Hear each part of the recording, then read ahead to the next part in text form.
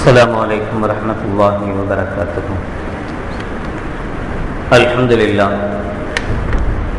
لله نحمده ونستعينه ونستغفره ونعوذ بالله من شرور أنفسنا ومن سيئات أعمالنا. من يهده الله فلا مضل له ومن يضلله فلا هادي له.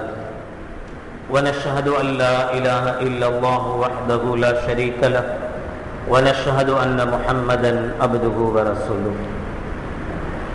اللهم صل على سيدنا ومولانا محمد طب القلوب ودوائها وعافية الأبدان وشفائها ونور الأبصار وضيائها وعلى آله وصحبه وسلم.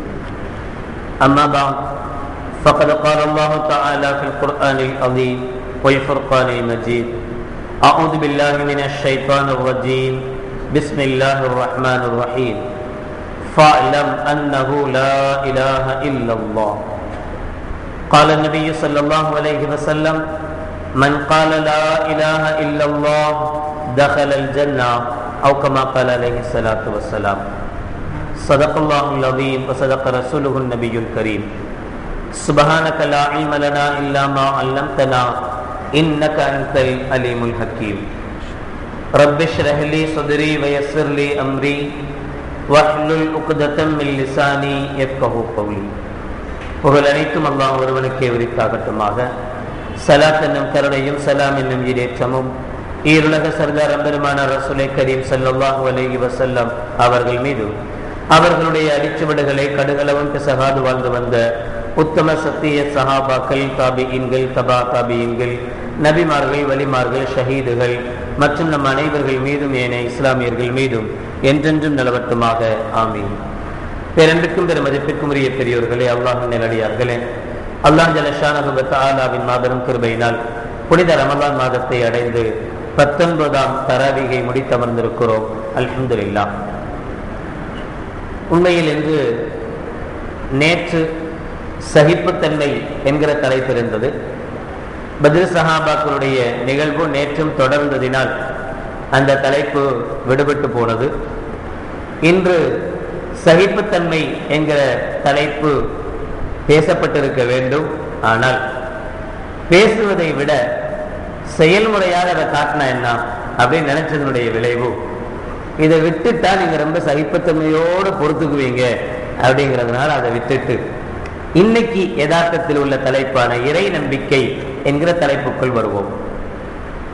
பொதுவாக நம்பிக்கை என்கிற வார்த்தையே என்ன உணர்த்துகிறது என்று சொன்னால், கண்ணுக்கு புலப்படாத ஒன்றை ஏற்றுக்கொள்வது, கண்ணுக்கு தெரியாத ஒரு விஷயத்தை ஏற்றுக்கொள்வதற்கு பேர் தான் நம்பிக்கை. கண்ணுக்கு நல்ல முன்னாடி நல்லா தெரியுது, இதுக்கு பேர் கருப்பு கலரு, இதை நம்பணுமா? இது கருப்பு கலர்னு தெரியுது, இதுல நம்பிக்கைக்கு வேலையே இல்லை. எது தெளிவாக தெரிகிறதோ அதுல நம்பிக்கைக்கு வேலை இல்லை. அது உண்மை அப்படின்னு சொல்லி ஒதுக்கி வச்சிருவோம். நம்பிக்கை அப்படின்னு எதுக்கு சொல்லுவோம்னா, பொதுவா ஒரு விஷயம் நம்மளுடைய கண்ணுக்கு புலப்படாத ஒன்று, கண்ணுக்கு தெரியாத ஒன்றை நம்புவதைத்தான் நம்பிக்கைன்னு சொல்லுவோம். ஒருத்தன் மட்டும் ஒரு 10,000 ரூபாய் கடன் வாங்கினார், அடுத்த மாசம் தந்துடுறாங்க அப்படின்னார். அடுத்த மாசமா நடக்கிற காரியமா அப்படின்னு நாம சொன்னா அவர் நம்புங்க. மனுஷன் என்ன செய்யுங்க, நம்புங்க. ஒரு மாசம் நான் தந்துருவேன். இந்த தந்துருவேன்னு சொல்லக்கூடிய இந்த வார்த்தை இருக்குல்ல, இந்த வார்த்தைக்கு எந்த உருவமும் கிடையாது. ஏதாவது இதுக்கு உருவங்கள் இருந்தால் இருக்குது அப்படின்னு நேரடியா உண்மையா தெரிஞ்சுக்கலாம். இதுக்கு உருவம் இல்லாத காரணத்தினால என்ன சொல்ல வேண்டிய சூழல் ஏற்படுதுன்னா, இந்த வார்த்தை உங்களுக்கு தெரியல, இதை நீங்க நம்பல, நம்புங்க. தெரியாத ஒன்னை நம்புங்க. பிரியாணி அங்காக இங்க மூக்க தொலைக்குது, கப கப கபன்னு நல்ல வாசம் சொல்றோம். பிரியாணி நல்ல வாடையா இருக்கு, நல்லா இருக்கு, நல்ல வாசமா இருக்கு.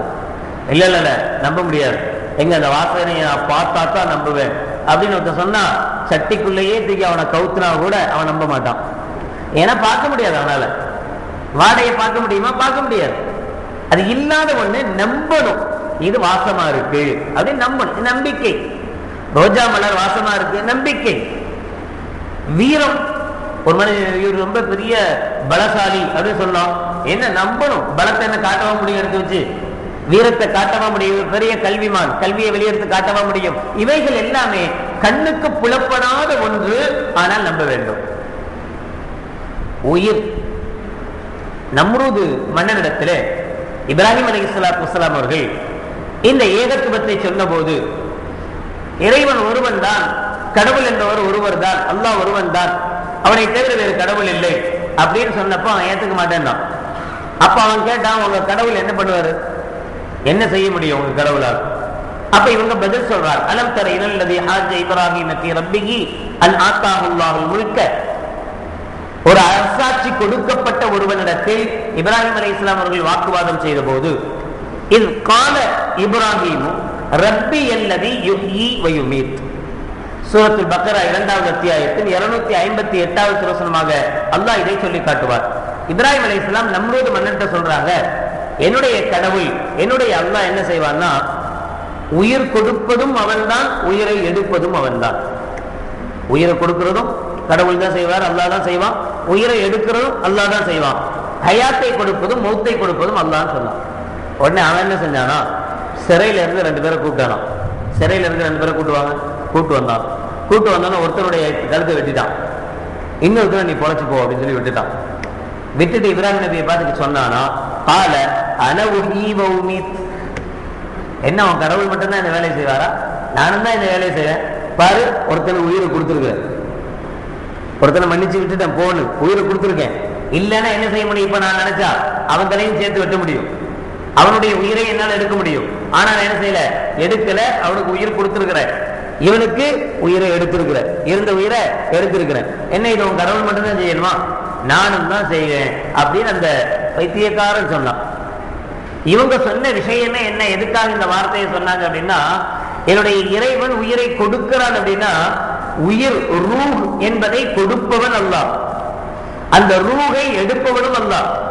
அந்த ரூஹ் கண்ணால் பார்க்க முடியாத ஒன்று. உயிர் உயிர்னு சொல்றமே, யாராவது பார்த்துருக்கோமா? என்ன கேட்கும், நமக்கு உயிர் இருக்கா இல்லையா? இருக்கு போய் தானே பேசிட்டு இருக்கோம், இருக்கு போய் தானே பார்த்துட்டு இருக்கோம், இருக்கு போய் தானே கேட்டுக்கிட்டு இருக்கோம். உயிர் இல்லைன்னா பெறாமல் அர்த்தம். எந்த அசைவுகளும் ஆட்டங்களும் இருக்காது. டீ எல்லாம் குடிக்க முடியாது, பூஸ்டோ ஹார்லிக்ஸ் குடிக்க முடியாது. குடிக்கிறோம் சொன்னா ரூஹ் இருக்கு, உயிர் இருக்குன்னு அர்த்தம். எங்க இருக்கு? இருக்கு, உணரத்தான் முடிகிறதே தவிர என்ன செய்ய முடியாததை பார்க்க. இந்த அர்த்தத்துலதான் இப்ராஹிம் அலைஹிஸ்ஸலாம் அவன்கிட்ட சொன்னாங்க. அந்த மடப்பைய அதை என்ன செஞ்சுட்டான், தப்பா புரிஞ்சுக்கிட்டான்.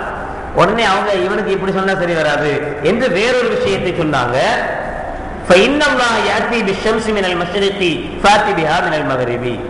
என்னுடைய இறைவன் சூரியனை கிழக்கிலிருந்து உதிக்க செய்கிறான். உனக்கு அந்த சக்தி இருந்தா ஒரே ஒரு நாளைக்கு மேற்கேந்து உதிக்க வை.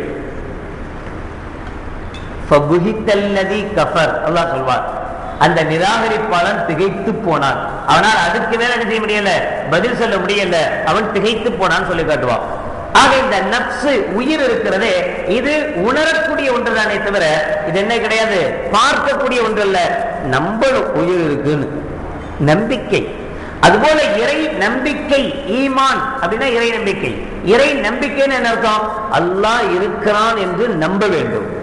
அவனை பார்க்கிறதல்ல, பார்க்கல, பார்க்காமலேயே என்ன செய்யறோம், அல்லாஹ் இருக்கிறான் நம்புறோம். எப்படி நம்புறது?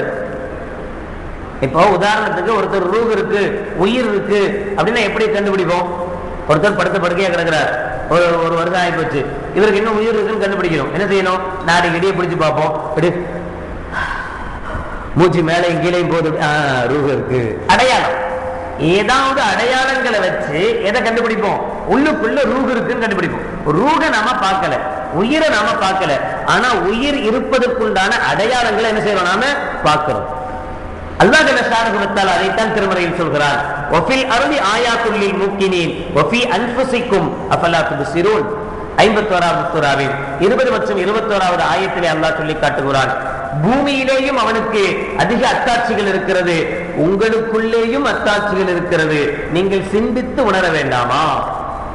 அல்லாஹ் இருக்கிறான் என்பதை கண்டுபிடிக்கிறதுக்கு அல்லாஹ் பார்ப்பதல்ல, ஒவ்வொரு பொருளும் அல்லாஹ் இருக்கிறான் என்பதை உணர்த்துகிறது.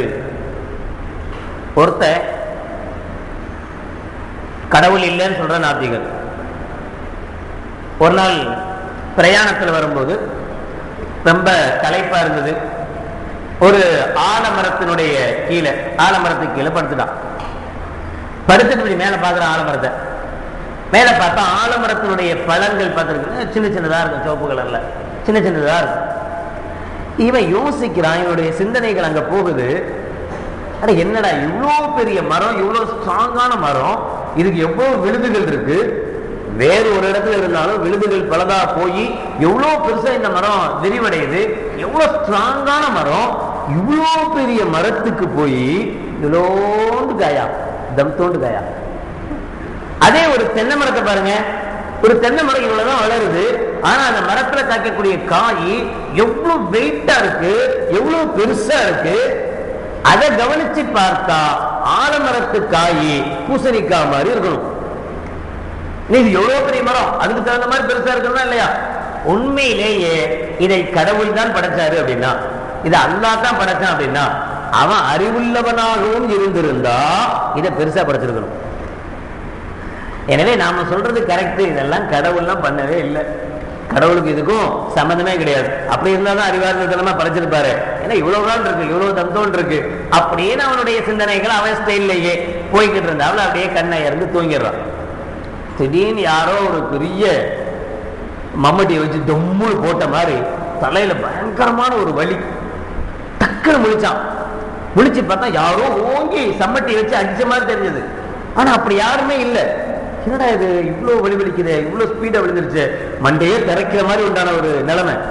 அப்படி பார்த்துட்டு சுத்து முத்து அப்படியே பார்த்தா கீழே ஒரு ஆலமரத்து பழம் ஒண்ணு கீழே கிடக்குது. இவனுடைய சிந்தனை மறுபடியும் வேலை செய்து, அல்லாஹ் அக்பர், இந்த மரம் இவ்வளோ பெரிய மரம், இங்க பாதசாரிகள்லாம் வந்து தந்துவாங்க, எல்லாரும் படுத்துட்டு படுத்து எரிஞ்சு போவாங்க, அதனால இந்த மரத்துக்கு எப்படித்தான் காய் அமைக்கணும், இவ்வளவுதான். இந்த காய் மேலேருந்து கீழே விழுந்ததுக்கு இந்த எஃபெக்ட்னா, ஒருவேளை தென்னை மரத்தை மாதிரி தேங்காய் மாதிரி ஒரு காய் ஆலமரத்துல இருந்திருந்தா, அல்லது அதை விட பெருசா பூசணிக்காய் மாதிரி இருந்திருந்தா இன்னைக்கு தலை என்ன ஆயிருக்கும், சுக்குனோ போயிருக்கும். இப்ப அவனுடைய சிந்தனை வேலை செய்ய ஆரம்பிச்சது.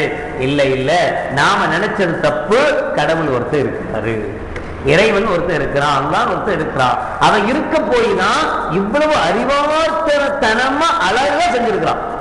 இல்லனா தோட்டத்துக்குள்ள இருக்கிற தேங்காய்க்கு அவ்வளவு பெருசை கொடுத்துட்டு ரோட்ல இருக்கக்கூடிய ஆலமரத்துக்கு இவ்வளவு சின்ன காய கொடுத்திருக்க மாட்டான். அல்லாஹ் இருக்கிறான் என்கிற நினைப்பு அந்த மனிதனுக்கு அவனுக்கு வந்தது. இது சில விஷயங்களை பார்த்து நாம் படித்துக் கொள்ளக்கூடிய ஒன்று. ஆனாலும் அல்லாஹ்வால எல்லாத்தையும் சமாளிக்க முடியுதா? ஒரே ஒரு அல்லாஹ் வச்சுக்கிட்டு பாவம் என்னதான் செய்வான்? இந்தியாவில் இருக்கிறவங்க கேட்கறாங்க, அமெரிக்காவில் ஒருத்தவங்க கேட்கறான், ஆஸ்திரேலியாவில் ஒருத்தர் கேட்கிறாரு. ஒவ்வொரு நம்ம 4 பேருக்குள்ள எவ்வளவு வகைகள். நான் மழை வேணும்னா நீங்க வேணாங்கிறீங்க, நான் வேணும் வேணாம் அப்படின்னா நீங்க வேணுங்கிறீங்க. இப்படி எவ்வளவு பிரச்சனைகள் இருக்கு. இது எல்லாத்தையுமே ஒரே ஒரு அல்லாஹ் சமாளிக்கிறாரா? ஒரே ஒரு கடவுள் இவ்வளவு பிரச்சனைகளையும் சமாளிக்கிறாரா அப்படின்னு அல்லாஹ் சொல்றான். ஏன் ரொம்ப தூரம் போற, உன்னையே நீ நினைச்சுப்பார். ஒருத்தர் டிரைவர் கார் ஓட்டிட்டு இருக்கிறார். Driver car ஓட்டுறார். கார் ஓட்டும் போது அவருடைய கண்ணு முன்னாடி பார்க்குது, கண்ணு முன்னாடி பார்க்குது. அவருடைய கையை ஸ்டேரிங்க திருப்புது தேவைக்கு தகுந்த மாதிரி. அவருடைய ஒரு காலு பிரேக்ல இருக்கு, இன்னொரு காலு என்னது ஆக்சிலேட்டர்ல இருக்குது. இது மட்டுமல்லாம அவருடைய வாய் பக்கத்துல என்ன செஞ்சுட்டே இருக்கு, பல பேசிக்கிட்டே இருக்கு போய் இறங்குற வரைக்கும். இதுவும் போதாதுன்னு காதுக்கு ஒரு பாட்டு, அது போட்டு என்ன செஞ்சு அது கால் வழியா உள்ள போய்கிட்டு இருக்கு. இதுக்கு இடையில இதனுடைய சிந்தனை ஒரு பக்கம் போய்கிட்டு இருக்கு. நம்ம இப்ப இங்க போறோம், திரும்பி வரும்போது அவ அதை வாங்க சொன்னா அந்த கடைக்கு போய் இறங்கி அதை வாங்கிட்டு இதை வாங்கிட்டு இங்க போனோம், சிந்தனை ஓடிக்கிட்டே இருக்கு. ஒரே ஒரு மனிதன் ஒரே சமயத்துல ஒரே நேரத்துல எத்தனை வகையான பிரச்சனையை சமாளிக்கிறான்னா, அவன் கண் ஒரு வேலை செய்து, கண் ஒரு வேலை செய்து, காது ஒரு வேலை செய்து, அவனுடைய வாய் ஒரு வேலை செய்து, அவனுடைய சிந்தனை ஒரு வேலை செய்து, அவனுடைய எண்ணம், இவ்வளவையும் ஒரே மனிதன் ஒரே நேரத்தில் செய்ய முடியும் என்று சொன்னால் இவனை படைத்த அல்லாஹ் ஒரே சமயத்தில் இவ்வளவு வேலை செய்வது ரொம்ப சர்வ சாதாரணம். இதுல என்ன யோசிக்கிறதுக்கு, இதுல என்ன யோசிக்கிறதுக்கு இருக்கு? ஒரு ரத்தம் தான உடம்புல ஓடுறது, சோப்பு கலர்ல இருக்கு. இந்த ரத்தம் தான் கண்ணினுடைய பார்வையை தருது. கண்ணுல பார்வை குறைஞ்சு போனா டாக்டர் என்ன சொல்றாரு, ரத்த ஓட்டம் குறைஞ்சிச்சு, அவ்வளவுதான், அப்படிதான் இருக்கும். ரத்தம் இருந்தாதான் பார்வை இருக்கும். அப்ப ரத்தம் தான் என்ன செய்யுது? பார்வையை தருது. பார்வையினுடைய கூர்மையை தரக்கூடியது இந்த ரத்தம். ரத்தம் குறைஞ்சு போனா பார்வை குறைஞ்சிருது. ரத்தம் குறைஞ்சு போனா கேட்கக்கூடிய தன்மை குறைஞ்சிருது. ரத்தம் குறைஞ்சு போனா ருசி தெரிய மாட்டேங்குது. நாக்கு மரத்து போச்சுன்னு சொல்லுவோம். ரத்த ஓட்டமே நாக்குல இல்ல. நாக்குல ரத்த ஓட்டமே இல்லைன்னா என்னத்தை தான் தூக்கி வச்சாலும் டேஸ்ட் தெரியாது. அந்த ரத்தம் தான் எதையும் காட்டுது, ருசியையும் டேஸ்டையும் காட்டுது. அதே ரத்தம் தான் எலும்புகளுக்கு சக்தியையும் கொடுக்குது. அதே ரத்தம் தான் மனிதனுடைய சதையையும் வளர்க்குது. அல்லாஹ் அக்பர். சிவப்பு கலர்ல இருக்கிற அந்த கொஞ்சோண்டு ரத்தத்துக்கு எத்தனை சக்திகள் இருக்கு பாருங்களேன். அந்த ரத்தம் ஒவ்வொரு இடங்கள்ல போய் ஒவ்வொரு வேலை செய்து. ஆனா ரத்தம் ஒண்ணு. அல்லாஹ் ஸுப்ஹானஹு வ தஆலா திருமறையில் சொல்கிறார் 16ஆம் சூராவின் 66வது ஆயத்தில், வைன்னலக்கும் ஃபில் அன்ஆமி லஇப்ரா, கால்நடைகளிலேயும் உங்களுக்கு படிப்பினை இருக்கிறது. ஆடு மாடு ஓட்டம்லாம் இருக்க, அதுலயும் நீங்க யோசிச்சு பாத்தீங்கன்னா அல்லாஹ் புரியலாம். எப்படி? நுஸ்கைக்கும் மிம்மா ஃபீ புத்தூனி மின் பைனி ஃபர்ஸின் வ தமின் லபனன் ஹாலிசன் சாயிகல் லிஷாரிபின். அந்த ஆடு மாடு ஒட்டகத்திலிருந்து பால் கறக்குறீங்களா இல்லையா? இந்த பால் எங்கிருந்து வருது? அல்லாஹ் சொல்கிறான், அந்த விலங்குகளுடைய வயிற்றில் இருக்கக்கூடிய ஃபர்ஸின் மல குழாய்க்கு அருகில் இருந்து. அசிங்கம் நிறைந்த மலக்குழாய் இருக்குமே, மலக்குழாய்க்கு பக்கத்துல பத்தமி, இன்னும் வெத்த குழாய்க்கும் பக்கத்துல இருந்து எதை உருவாக்குகிறோம்? லபனன் ஹாலிசன், பரிசுத்தமான பாலை தருகிறோம். சாயிகல் லிஷாரிபீன், குடிப்பவர்களுக்கு இனிமையான டேஸ்டான. ரெண்டு குழாயும் பக்கத்துல வந்தா என்ன குழாய்? ஒன்னு தண்ணி குழாய், கார்பரேஷன் வாட்டர், இன்னொன்னு அந்த குழாய். ரெண்டு குழாயும் பக்கத்துல வந்தாலே பல தடவை வீட்டு குழாயில தண்ணி அடிக்கும் போது என்ன வந்துருது? நாத்து வந்துருது, ஸ்மெல் வந்துருது. இடையில அதுக்கு வேலை பார்க்க வேண்டியதா இருக்கு. அதனால என்ன செய்ய மாட்டாங்க? ரெண்டு குழாயும் கலக்கலாம் இல்ல, பக்கத்துல இருந்தாலே இந்த வம்பு. பக்கத்துல இருந்தாலே அதனுடைய எஃபெக்ட், அவ்வளோ எஃபெக்ட் எதை தாக்கிடும்? இருக்கிற கார்பரேஷன் வாட்டரை தாக்கும். அந்த அளவுக்கு ஸ்மெல் வாட வந்துடும். அல்லாஹ் கேட்கிறான், இங்க பாரு எவ்வளவு பெரிய இடம் இது, இந்த இடத்துல அந்த குழாய் அதுக்கு பக்கத்துல இருந்துதான் பால் வருது. அந்த பாலை இவ்வளவு பியூரிட்டியா நான் கொடுக்கிறேன். எந்த அளவுக்கு அப்படின்னு சொன்னா அதனுடைய வாட கொஞ்சம் கூட அதுல இல்லை. இது சாதாரணமாக ஒருத்தரால் முடியாது. ஒரு அப்படி இதை பார்த்து புரியணும். இறைவன் என்பவன் இருக்கிறான், அல்லாஹ் என்பவன் இருக்கிறான். வஹுவல்லதி அன்ஸல மினஸ் ஸமாஇ மாஅன், 6வது சூராவின் 100வது ஆயத்தில் அல்லாஹ் ஜல்ல ஷானஹு வ தஆலா சொல்கிறான், வஹுவல்லதி அன்ஸல மினஸ் ஸமாஇ மாஅன், வானத்திலிருந்து தண்ணீரை தருவிக்கிற இறைவன். ஃபஅக்ரஜனா மின்ஹு கலிரன் நுக்ரிஜு மின்ஹு ஹப்பன் முத்தராகிபா, அதிலிருந்து பலதரப்பட்ட காய் கனிகளை அல்லாஹ் ஜல்ல ஷானஹு வ தஆலா முளைக்க செய்கிறார். ومن النخل من طلعها قنوان دانية وجنات من أعناب وزيتون والرمان مشتبها وغير متشابه. கொலை கொலையாக தொங்கக்கூடிய திராட்சை பழங்கள், பேரித்தம்பழங்கள், ஜெய்தூன் எண்ணெய், ஒரு ரும்மான் மாதுளம்பழம், முஷ்டபிஹம் வகைர முத்தஷாபி, ஒவ்வொன்றும் ஒவ்வொரு மாதிரியாக ஒரே தண்ணியில இருந்து. யாராவது இப்ப நம்ம எல்லாம் வந்து இந்த எசன்ஸ் வந்துருக்கு. முதல்ல எல்லாம் ஆப்பிள் பழம் ஜூஸ் சாப்பிடணும் அப்படின்னா ஆப்பிள் தான் வேணும், ஆரஞ்சு பழம் ஜூஸ் சாப்பிடணும்னா ஆரஞ்சு தான் வேணும்.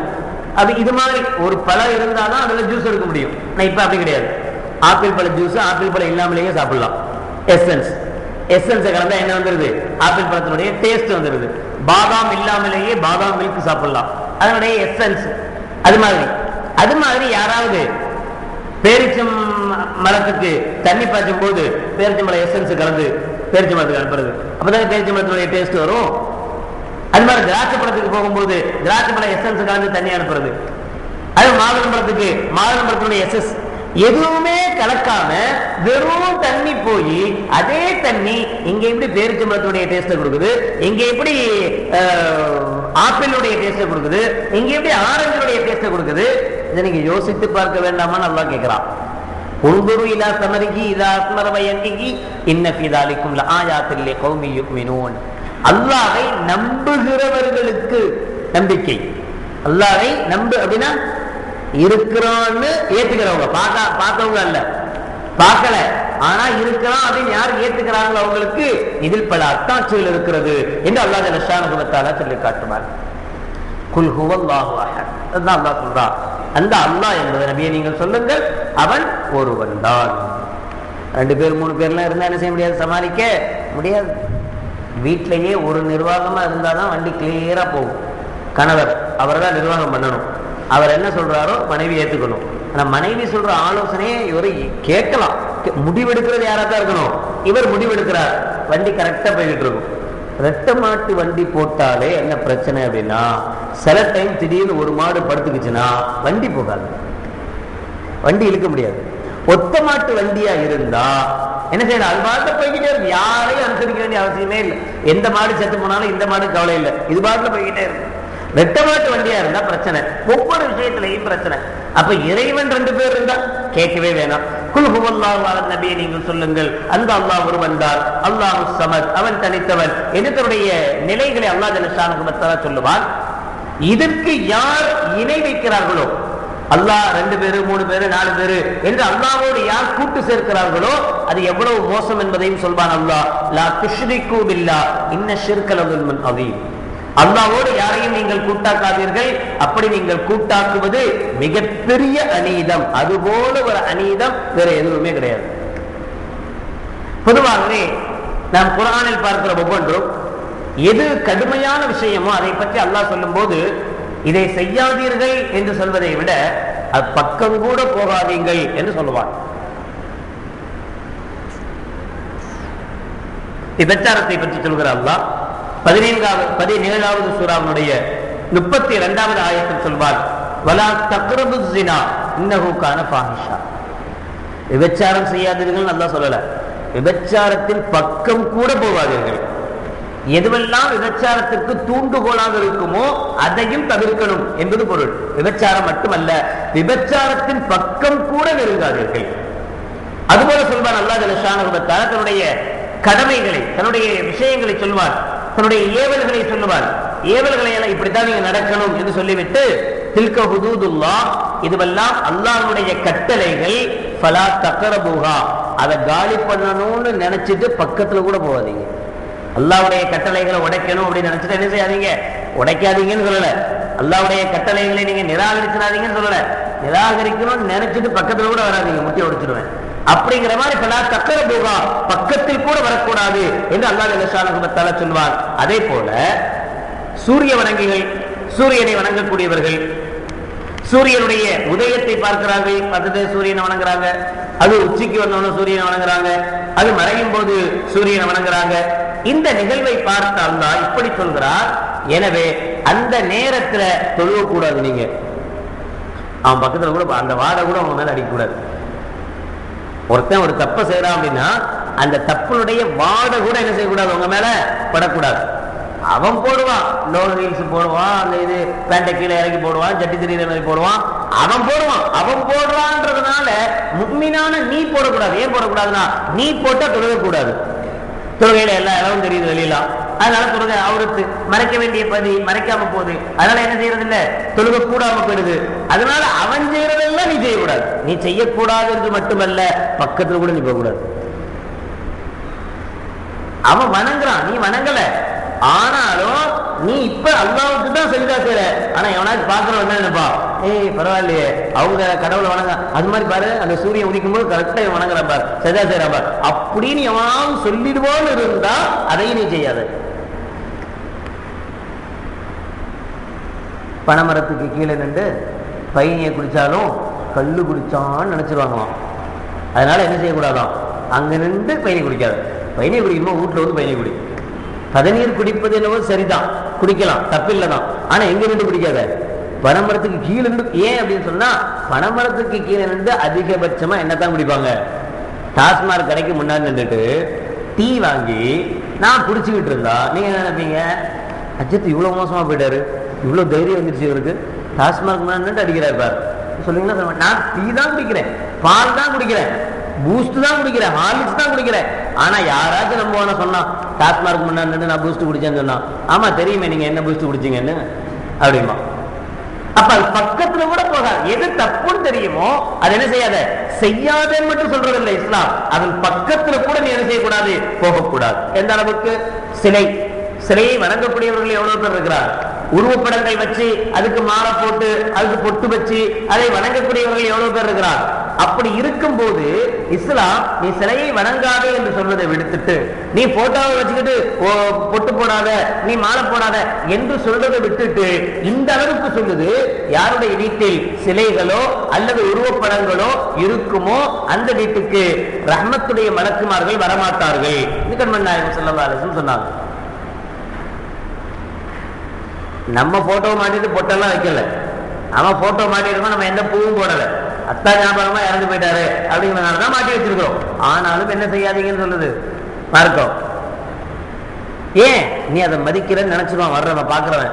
பரவாயில்ல, என்ன நீங்க காலையில எப்படி இருந்துச்சு இன்னைக்கு? அல்ஹம்துலில்லாஹ் நல்ல வியாபாரம் இருந்துச்சு, எங்க அத்தா மூஞ்சில முடிச்சுட்டு போனேன். பத்தா மூஞ்சில அத்தா இருக்கிற வரைக்கும் அவர் மூஞ்ச பாக்குறதுக்கே இத யோசிச்சவன். அத்தா இருக்கிற வரைக்கும் அழகாக சொல்லுவாங்க ஒரு கவிஞர், பசியால் செத்து போன ஒருவனுடைய வாயில் போடப்பட்டது வாய்க்கரிசி. இந்த அரிசியை முன்னாடியே போட்டிருந்தா அவன் செத்தே இருக்க மாட்டான். செத்த பிறகு பசியால தான் செத்தாவன். செத்தவன் வாயில கொண்டு போய் என்ன போடுறது? வாய்க்கரிசி. அதுக்கு பேர் அரிசியை கொண்டு போய் வேலை போட. எதுக்கு? இவன் முன்னாடியே போட்டுருந்தா அவன் செத்தே இருக்க மாட்டானே. அத்தா இருக்கிற வரைக்கும் கண்டுக்கிறது இல்லை, அத்தா போன பிறகுதான் இவருக்கு மரியாதை மதிப்பு எல்லாமே கூடிடுது. அப்புறம் தான் அத்தாவுக்கு போட்டோ அடிக்கணும், அது நல்ல பெரிய பிரேமா போடணும். அத்தா வந்து பிளாக் அண்ட் ஒயிட்ல இருந்தானா அத்தாவை கலரா மாத்தணும். அவர் இருக்கும்போது கலரா இருக்கும்போது கூட அவர் பிளாக்கா மாத்திட்டாங்க.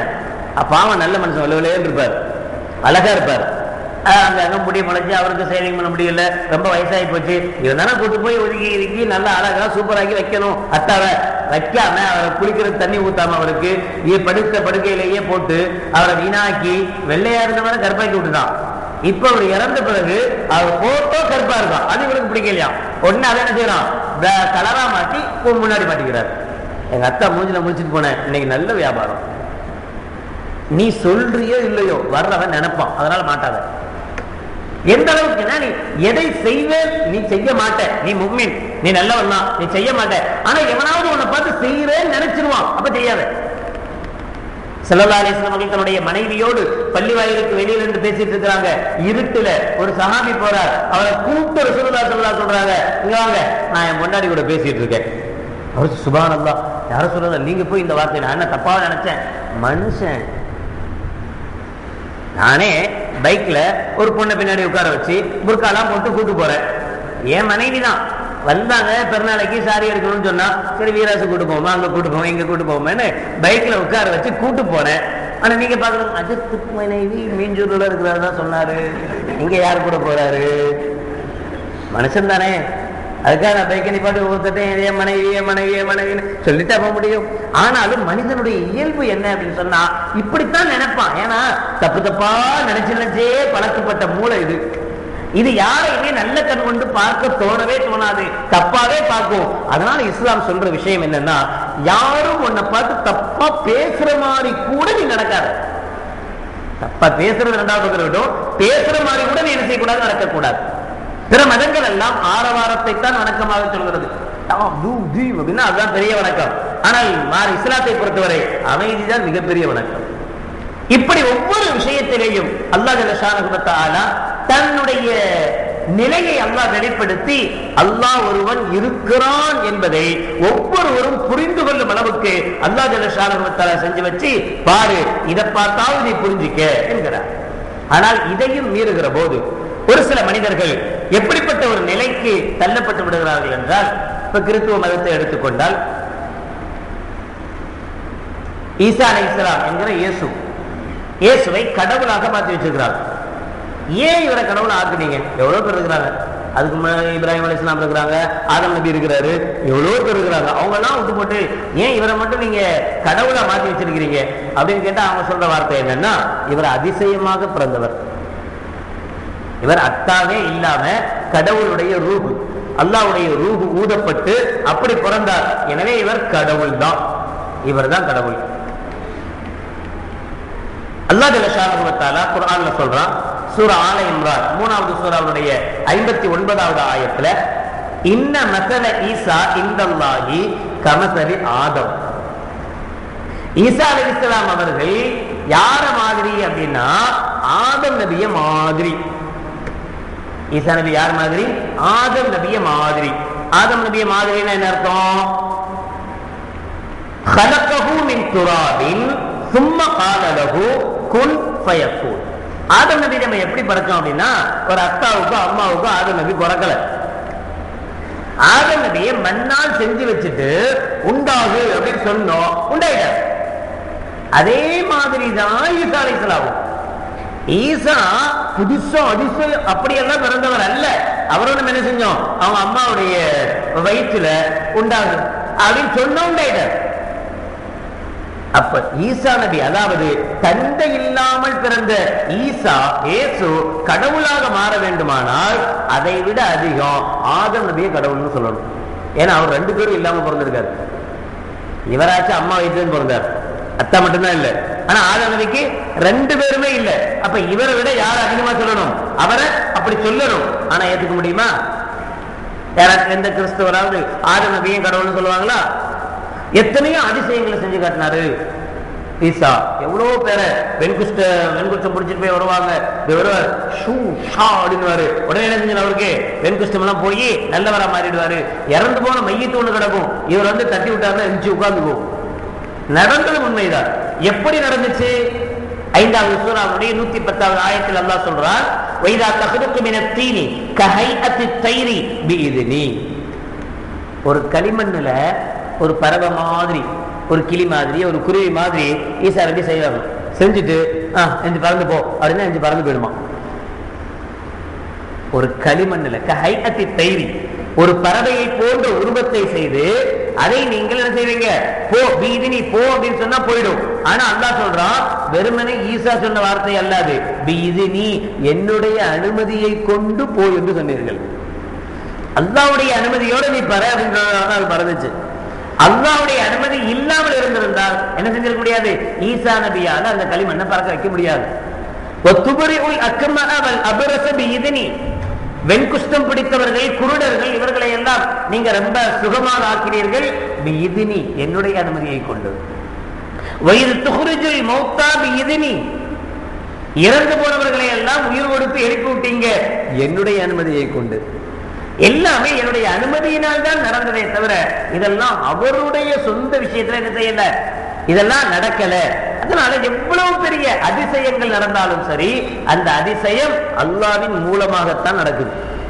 அதுக்காக வேண்டிய அதிசயம் செய்யறவரை பாராட்டக்கூடாதுன்ற அர்த்தம் அல்ல, அவரை கடவுளாக ஆக்கக்கூடாது. அதுதான் முக்கியம். ஒருத்தர் அதிசயமான விஷயத்தை செஞ்சு காட்டுறார், அவரை பாராட்டுறது தப்பல்ல, அந்த அதிசயத்தை ஊக்குவிக்கிறது தப்பல்ல. அதனால அந்த அதிசயம் செஞ்சதுனால யாருமே செய்யாம இவர் செஞ்சிட்டார், அதனால இவருக்கு அந்த கடவுள் சக்தி இருக்குது, அதனால இவர் இதை இஸ்லாம் அனுமதிக்கிறது, இதை இஸ்லாம் ஏற்றுக்கொள்வதில்லை. அப்படி பார்க்க போனா இப்ராஹிம் அலைஹிஸ்ஸலாம் அவர்கள் அல்லாஹ்விடத்தில் கேட்கிறார்கள். 2வது சூராவின் 260வது ஆயத்தாக அல்லாஹ் சொல்கிறார், வஇத் கால இப்ராஹீமு ரப்பி அரினி கைஃப துஹ்யில் மௌத்தா. இப்ராஹிம் அலைஹிஸ்ஸலாம் அவர்கள் கேட்கிறார் அல்லாஹ்ட்ட, யா அல்லாஹ், நீ இறந்து போனவர்களுக்கெல்லாம் உயிர் கொடுப்பேன்னு சொல்றியே, எப்படி உயிர் கொடுப்பேன்னு எனக்கு கொஞ்சம் காட்டி கூட, நீ எப்படி உயிர் கொடுப்ப எனக்கு கொஞ்சம் சொல்லிக் கூட அப்படின்னு கேட்டாங்க. அப்ப அல்லாஹ் திரும்ப கேட்டானா, கால அவலம் தும்மின், உங்களுக்கு நம்பிக்கை இல்லையா? நம்பிக்கைன்னு என்ன? பார்க்காம ஏத்துக்கணும். நீங்க என்ன கேக்குறீங்க? எனக்கு செஞ்சு காட்டு, எப்படி நீ உயிர் கொடுக்குற காட்டுன்னு சொல்லு. காட்டுட்டு அதுக்கப்புறம் அதுக்கு பேர் ஈமானா? பார்த்துட்டா பார்த்த பிறகு அதுக்கு பேர் உண்டான ஈமான் அல்ல, அதுக்கு பேர் நம்பிக்கை அல்ல. அதனாலதான் அல்லாஹ் கேட்கிறான், நீங்க முஸ்லீம் இல்லையான்னு கேட்கல, அவலம் தும்மின், நீங்க ஈமான் கொள்ளல, அதாவது நீங்க நம்பல. அல்லாஹ் இறந்து போனவர்களை உயிர் கொடுத்தான் என்பதை நீங்க நம்பலையா? உங்களுக்கு நம்பிக்கை இல்லையா என்று அல்லாஹ் கேட்டார். அப்ப இவங்க சொன்னாங்க, பலா, ஐயோ அப்படி எல்லாம் நீங்க நினைச்சுக்காத, நம்புறேன், ஆனா வலாக்கின் நீ எத்துமை இன்ன கல்வி, என் மனசுக்கும் ஒரு ஆறுதல் வேணுமா இல்லையா? நான் பல பேர்த்த போய் சொல்றேன், அல்லாஹ் வந்து உயிர் கொடுப்பான், அல்லாஹ் உயிர் கொடுப்பான், அல்லாஹ் உயிர் கொடுப்பான்னு எல்லாத்துலயும் சொல்றேன். எனக்கு முதல்ல ஒரு கல்புல கொஞ்சம் நிம்மதி வேணுமா இல்லையா? அது நிம்மதி இருந்துகிட்டு நான் சொன்னா கொஞ்சம் நல்லா இருக்குமே, அதனால கேட்கிறேன், வேற ஒண்ணும் இல்லை என்று அவங்க சொல்ல. அப்ப அல்லாஹ் சொன்னானா, ஃபஹுத் அர்பஅத்தம் மின தைரி ஃபஸுர்ஹுன்ன இலைக்க சும்ம ஜல அலா குல்லி ஜபலின் மின்ஹுன்ன ஜுஸ்அன் சும்ம துஹுன்ன யாத்தினக சாயா. 4 பறவையை பிடிங்க, பிடிச்சி நீங்களே வச்சு வளங்க. அதுக்கப்புறம் அதை அருங்க. அறுத்து எல்லாத்தையும் மிக்ஸ் பண்ணுங்க. எல்லாத்தையும் ஒரு கலக்குங்கிற மாதிரி எல்லாத்தையும் செஞ்சுருங்க. கலக்கிட்டு ஒரு மலைக்கு மேல 4 மலைக்கு மேல இங்க கொஞ்சம் ஒரு கூறு 4 கூறு வச்சு இங்க ஒரு கூறு அங்க ஒரு கூறு இங்க ஒரு கூறு இங்க ஒரு கூறு 4 மலைக்கு மேல 4 கூரையை வச்சிருங்க. கூரை வச்சுட்டு வந்து உட்கார்ந்துக்கிட்டு வாங்க அப்படின்னு கூப்பிடுங்க, எல்லாம் ஓடி வருவோம் அப்படின்னு நல்லா சொன்னாங்க. அதே மாதிரி இப்ராஹிம் அலைஹிஸ்ஸலாம் என்ன செஞ்சாங்க? 4 பறவைகளை பிடிச்சி அதை வளர்த்து அதை வெட்டி அதை கூறு வச்சு அதை பங்கு வச்சு 4 லேந்தி வச்சுட்டு வா அப்படின்னு என்ன செஞ்சிச்சு? வந்துருச்சு. ஈசா அலைஹிஸ்ஸலாம் அவங்க மட்டும்தான் மூத்தாக்களுக்கு இறந்து போனவர்களுக்கெல்லாம் உயிர் கொடுத்தாரு, அதனால் அவர் கடவுள் என்று சொல்வதானால் இப்ராஹிம் அலைஹிஸ்ஸலாமையும் கடவுள்னு சொல்லணும். அவரும் செத்து போனதுக்கு என்ன செஞ்சிருக்கிறாரு? உயிர் கொடுத்திருக்கிறார். இறந்து போனதுக்கு உயிர் கொடுத்திருக்கிறார். எப்படி இப்ராஹிம் நபி அல்லாஹ்வுடைய அனுமதியோடு உயிர் கொடுத்தாங்களோ அதே மாதிரி ஈசா நபி அல்லாஹ்வுடைய அனுமதியோடு உயிர் கொடுத்தாரே தவிர அவருடைய சொந்த முயற்சியினால் சாதித்தது அல்ல. இன்னொரு பக்கம் பார்க்க போனா இந்து மத சகோதரர்கள் அவங்கள்ட்ட அல்லாஹ் அக்பர் தெய்வத்துக்கு கணக்கே இல்லை. அவங்களுக்கே தெரியாது எத்தனை தெய்வம் இருக்குன்னு. குலதெய்வம் அப்படின்னு வேணா ஒண்ணு இருக்குமே தவிர மற்றபடி ரொம்ப இருக்கு. 365 நாளைக்கு 365 தெய்வங்கள் இருக்கு. ஒவ்வொன்றும் ஒவ்வொரு தெய்வங்கள். இன்னும் சொல்ல போனா அவங்க வெறும் இது ரொம்ப பிரபலமானது மட்டும் கிடையாது. எது எது சின்ன சின்ன பிரயோஜனங்கள் தருதோ அதை கூட கடவுளாக நினைப்பாங்க. ஆயுத பூஜையில பார்க்கலாம். கடை தான் கடவுள் தெய்வம், அதுதான் நமக்கு சோறு போடுது. மிஷின் இருக்குன்னா மிஷின் தான் நமக்கு சோறு போடுது, அதுக்கு ஒரு கும்பிடு போடு இதுக்கு ஒரு கும்பிடு போடு என்று எல்லாமே எதெல்லாம் பிரயோஜனம் சின்ன சின்ன விஷயங்களுக்கெல்லாம் எது பிரயோஜனம் தருமோ எல்லாத்தையுமே கடவுளாக்கிடுவாங்க. அது மட்டும் கிடையாது, இவங்க எதுக்கெல்லாம் பயப்படுவாங்களோ அதுவும் கடவுளாயிடும். பாம்பு எங்களா கொட்டி போடுமோ அது கடவுள். கொட்டக்கூடாது அப்படின்னா அதை வெறிஞ்சணும் போய் அதுக்கு முன்னாடி கும்பிடு போட்டு அதை கொட்டாதான். பாம்பு பயங்கரமா இருக்கு அதனால அது ஒரு கடவுள். நெருப்பு பயங்கரமா பத்தி எரியும் நம்மளை அழிச்சிடும், அப்ப அதுவும் ஒரு கடவுள். நெருப்பை வணங்கு. பேயி பிசாசு பக்கத்துல வந்தாலே வம்பா பிடிச்சிடும், அதுவும் வணங்கு. அதுக்கு ரத்தத்தை பழி கொடு, அதை ஏதாவது செய்யி. இப்படி ஒரு மோசமான சூழல் இந்த இந்து மதத்தை பொறுத்தவரை பரவக்கூடிய ஒன்று. இப்படி ஒவ்வொன்றையுமே கடவுளாக்குனா அப்ப கடவுளுக்கு என்ன மரியாதை இருக்கு? முதலாளிக்கு மரியாதை என்ன இல்லையா? இருக்கிறவனெல்லாம் முதலாளி ஆக்கி விட்டுட்டா அப்ப முதலாளிக்கு என்ன மரியாதை? இருக்கிற எல்லாமே கடவுள் ஆயிட்டா கடவுளுக்கு என்ன மரியாதை என்கிற கேள்வி அவங்கள்ட்ட வரும். நாத்திகத்தை பொறுத்தவரை நாத்திகன்னா கடவுளே இல்லைன்னு சொல்லுவான். ஒரே பேச்சுல ஒண்ணுமே கிடையாது, கடவுளும் கிடையாது, ஒரு அளவு கிடையாது அப்படின்றோம். ஆனா அவங்க கூட தனக்கு ஏதாவது பிரச்சனைகள் தலைக்கு மேல உள்ள பிரச்சனைகள் வருகிற போது அவன் மனசு கூட சொல்லுது நமக்கு மேல ஒரு சக்தி இருக்கோ. ஒரு நாத்திகம் என்ன செஞ்சானா ரோட்ல வந்து நின்றுட்டு எல்லாரும் கடவுள் இருக்குன்னு சொல்றீங்க, நான் அந்த கடவுளை நம்புறதுக்கு தயார் இல்லை. ஒருவேளை நீங்க சொல்ற கடவுள் உண்மையாக இருந்தா, நீங்க கடவுள் இருக்குன்னு சொல்றீங்களே, இறைவன் இருக்கான்னு சொல்றீங்களே, அந்த இறைவன் என்பவன் உண்மையானவனாக இருந்தால் நான் இங்கேயே நிக்கிறேன், ஒரு அடி கூட நான் நகரல, இந்த இடத்துல நிக்கிறேன். தேவைப்பட்ட அவன் என்ன கொண்டு போகட்டும், என்னை கொலை செய்யட்டும். அவன் உங்க கடவுள் இருக்கிறாருன்னா கடவுள் என்ன செய்யணும்? என்ன கொலை செய்யட்டும். நான் தைரியமா நிக்கிறேன், ஒரு அடி கூட நான் எங்கேயும் போகல, இங்கேயே நிக்கிறேன். ஒரு 1/2 மணி நேரம் நிக்கவா, 1 மணி நேரம் நிக்கவா, எவ்வளவு நேரம் நிக்கணும்? எங்க அவங்க கடவுள் வந்து என்ன கொல்லட்டும் அப்படின்னு பெரிய சவால் விட்டான். எங்க ரெண்டு ரோட்ல அந்த பக்கமா ஒரு பெரியவர் போனாராம். பைத்தியக்காரனா இருப்பான் போல தெரியுது. அது நினைச்சிட்டு அவன் பக்கத்துல போய் உனக்கு எத்தனை பிள்ளைப்பா இருக்கு கேட்டாங்க. 4 பிள்ளை இருக்கு. ஒரே ஒரு பிள்ளையை மட்டும் கொண்டு போறாங்க. ஒரே ஒரு பிள்ளையை மட்டும் கழுத்தை தூக்கி வீசுறேன் அப்படின்னாரு. லூசாயா உனக்கு? என் பிள்ளை நானே எப்படியா கொள்ளுவேன்? நான் பெத்த புள்ள, நான் வளர்த்த புள்ள, நான் கஷ்டப்பட்டு பெத்த புள்ள, என் பிள்ளையை நானே எப்படி கொள்ளுவேன்? கடவுள் மட்டும் உன்னை எப்படி கொள்ளுவாரு? அல்ல, கடவுள் மட்டும் உன்னை எப்படி கொள்ளுவாங்க? கடவுளுடைய பிள்ளைகள் தான் பிள்ளைங்களாம் எல்லாருமே. உன்னை பெத்தது, உன்னை வளர்த்தது, உன்னை உருவாக்குறது, உனக்கு சாப்பாடு கொடுக்கறது, உனக்கு தண்ணி கொடுக்கறது, உன்னை இப்படி பேச வச்சிருக்கிறது எல்லாமே அந்த கடவுள் தானே, அந்த இறைவன் தானே. அவன்கிட்டே போய் என்ன கொள்ளுடு அப்படின்னா எந்த அத்தா தான் தான் பிள்ளைய தாங்க யாரை ஆவடிப்பான்? நீ நினைச்ச நேரத்துல என்ன செய்ய மாட்டான்? கடவுளு கொல்ல மாட்டார் என்று அந்த பெரியவர் அந்த நாத்திகனுக்கு கொஞ்சம் புரியுற மாதிரி சொன்னாராம். அதனாலதான் தெளிவாகவே குர்ஆன் சொல்லுகிறது, குல் ஹுவல்லாஹு அஹத், நபியே நீங்கள் சொல்லுங்கள் அந்த அல்லாஹ் ஒருவன் தான், அல்லாஹ் ஸமத், அவன் யாரிடத்திலேயும் தேவையில்லாதவன். சில தெய்வங்கள்லாம் சொல்லுவாங்க ஆற்றல் சக்தி இவருக்கு மட்டும் இருக்கு, அழித்தல் சக்தி இவருக்கு மட்டும் இருக்கு, கொடுக்கிற சக்தி இவருக்கு மட்டும் இருக்கு. அப்ப இவருக்கு காசு வேணும்னா என்ன செய்யணும்? அவர்கிட்ட போய் கேட்கணும். இவர் படைக்கிற சக்தி மட்டும்தான் இவருக்கு. என்ன சக்தி இவருக்கு இல்ல? காசு கொடுக்கிற சக்தி சரஸ்வதி தான் இருக்கு. அப்ப இவருக்கு காசு வேணும் இவருக்கு அப்படின்னா யாருமே கேட்கணும், ஒரு ரொட்டி கூட திங்க முடியாது.